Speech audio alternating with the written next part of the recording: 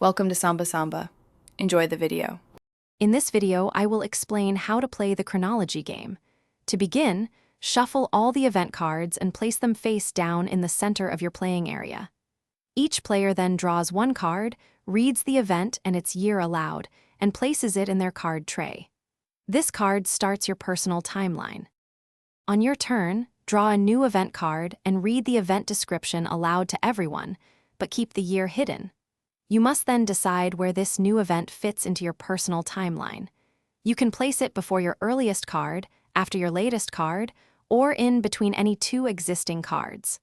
Announce your chosen position clearly. If you guess correctly, you win the card and add it to your timeline in the proper chronological order. If your guess is incorrect, the card passes to the next player, who gets a chance to place it in their own timeline.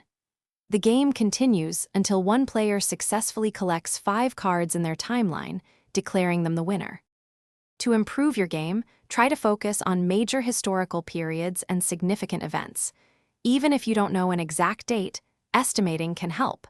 Use the events already in play to narrow down possibilities. The more you play, the better you'll become at placing events with confidence and building your historical knowledge. It's a fun way to learn. Thanks for watching. Consider subscribing if we helped you.